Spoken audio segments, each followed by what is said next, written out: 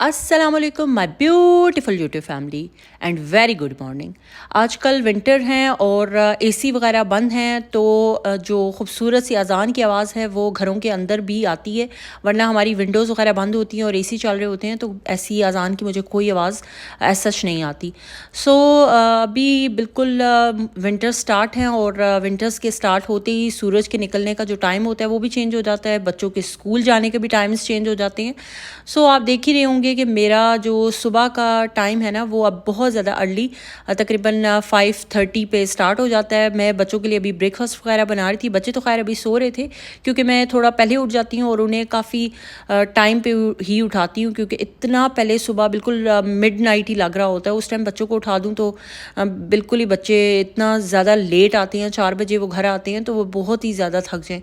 तो मैं बिल्कुल अपना जितना भी उनका लंच और ब्रेकफास्ट वगैरह होता है वो रेडी कर लेती हूँ, उसके बाद ही बच्चों को उठाती हूँ। खैर लंच में वही मेरी एक रूटीन है, कोई ना कोई स्नैक देती हूँ, फ्रूट्स लाजमी साथ में देती हूँ, और एक फुल जो होता है ना प्रॉपर लंच मील, यानी किसी किस्म का भी कोई हेल्दी फुल खाना। तो मैं आज इनके लिए वही रैप्स शवारमा वगैरह बना रही थी। कुछ भी इसमें ख़ास नहीं होता, सिर्फ जो टोटेला रैप्स हैं वो लिए, और चिकन मैंने ऑलरेडी बना के रखा हुआ था रात में ही, फ्राइज़ वगैरह अभी बनाए थे, और वो डाल के और मेयोनेज़ वगैरह लगा के बस उनको रैप अच्छा सा पैक करके साथ दे देती हूँ। और बच्चे ये है कि भूख भी लगती है, माशाल्लाह खाने वाले बच्चे हैं। हर बच्चों की घर में एक डिफरेंट रूटीन होती है, लेकिन मेरे बच्चों की रूटीन है कि उन्हें भूख वगैरह लगती है। वैसे भी ग्रोइंग एज के जो बच्चे होते हैं उनको भूख काफ़ी लगती है। खैर मेरा उनका ब्रेकफास्ट और लंच जो था वो ऑलमोस्ट रेडी हो चुका था।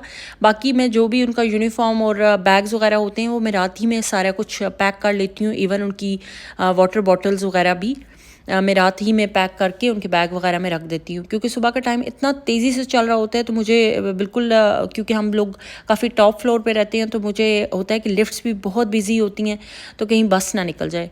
बसेस वगैरह वेट बिल्कुल नहीं करती, क्योंकि उन्होंने जगह जगह डिफरेंट स्टॉप्स वगैरह पे रुकना होता है, तो एक टाइम हमें पता होता है, हम उससे पहले ही जाके नीचे वेट कर रहे होते हैं। खैर मेरे बच्चों का लंच वगैरह रेडी हो चुका था सारा। बच्चों को भी फिर मैंने उठा दिया ताकि वो भी साथ साथ रेडी हो जाएं। साथ उन्हें हेल्प करनी पड़ती है, क्योंकि वो लेज़ी हुए होते हैं, नींद में आस्ता आस्ता लगे होते हैं, तो मैं जल्दी जल्दी साथ साथ उनको उनके कपड़े वगैरह पहनाने में थोड़ी हेल्प कर देती हूँ। वैसे तो बड़े बच्चे हैं, खुद ही कर लेते हैं सारा कुछ।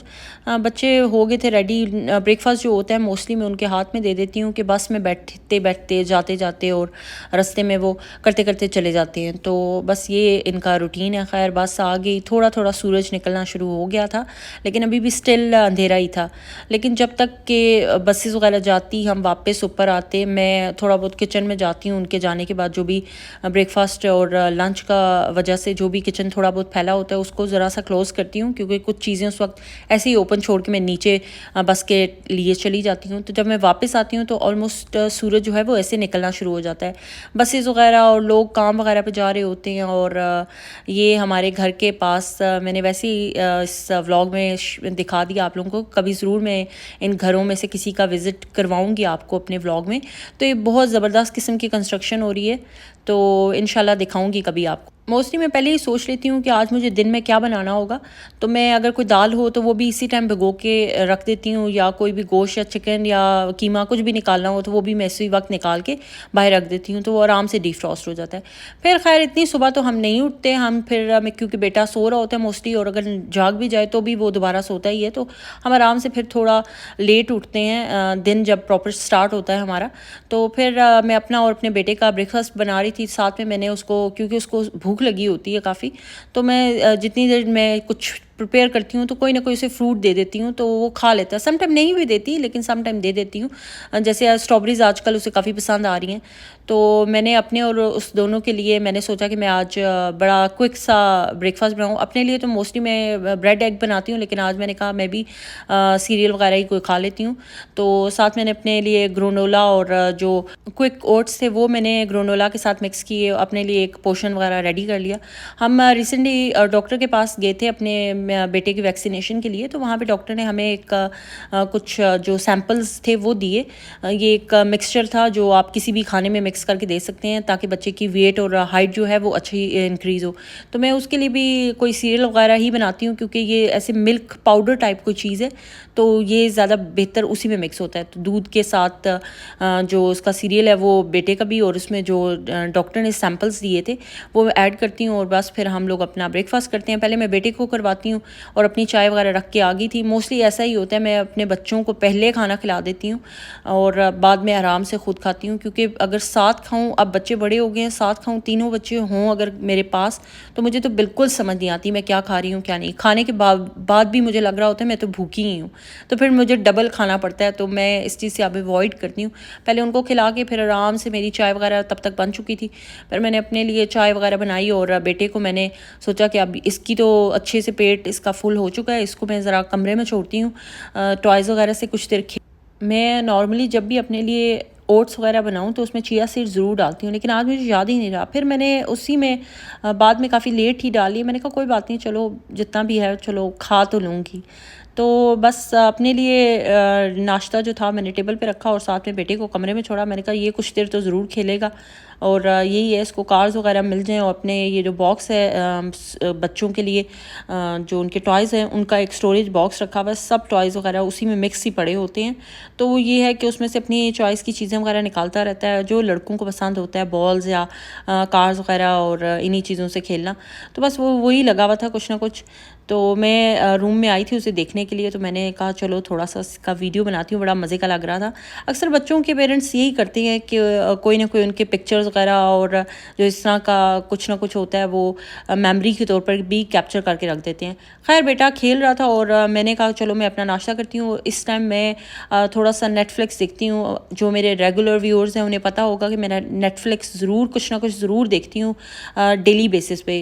और मैं यही कहूँगी सारे लोगों के लिए कुछ ना कुछ अपनी लाइफ में एंटरटेनमेंट होती भी है और रखनी भी चाहिए। अगर कुछ लोग कुछ भी नहीं देखते और वो खाली सोशल मीडिया सर्फिंग करते रहते हैं, तो ये तो बिल्कुल नहीं करें, क्योंकि सोशल मीडिया जो सर्व करते हो ना आप, मुझे लगता है उससे आपके ज़िंदगी में ना एंजाइटी इंक्रीज़ होती है। कुछ ना कुछ एंटरटेनमेंट के हिसाब से देखा करें ज़रूर। खैर ब्रेकफास्ट के साथ ये थोड़ी सी इंटरटेनमेंट जो थी वो मेरी ख़त्म होगी, और फिर वही दिन का जो काम है वही डेली रूटीन वो शुरू होगी। ये आजकल मेरे बेटे ने एक नया काम स्टार्ट किया हुआ है, उसे बहनों की पेंसिल्स वगैरह मिल जाती हैं, उससे ज़मीन पे ना ऐसे कुछ लाइंस वगैरह लगाता रहता है। शुक्र है अभी वो नहीं करता, वॉल्स वगैरह पे नहीं करता, फ्लोर पे ही करता है। तो ये मेरा बड़ा मज़े का एक मॉप है, तो इससे बड़ा आराम से सब कुछ अभी साफ़ हो जाता है। बच्चे भी आ गए थे और बस बच्चे अब चेंज वगैरह कर रहे थे, बाकी बच्चों के साथ वही रूटीन, उनको सिपारा के लिए छोड़ना, खाना देना। तो बस वही जो रूटीन है वो मेरी स्टार्ट हो चुकी थी। बेटे को अपने मैंने बात वगैरह दे के ख़ुद भी चेंज वगैरह कर लिया था। बच्चों को बात देने के बाद वो इतने ज़्यादा एक्साइटेड और उनकी जो एनर्जी होती है वो इतनी ज़्यादा हाई हो जाती है कि बिल्कुल उनको कपड़े पहनाना ही मुश्किल हो जाता है। सेम सारे पेरेंट्स के साथ यही होता है। मेरी पहले 2 जो बेटियां थी उनका भी यही होता था। आधा टाइम उनको नहलाने के बाद उनके पीछे भागना पड़ता है कपड़े पहनाने के।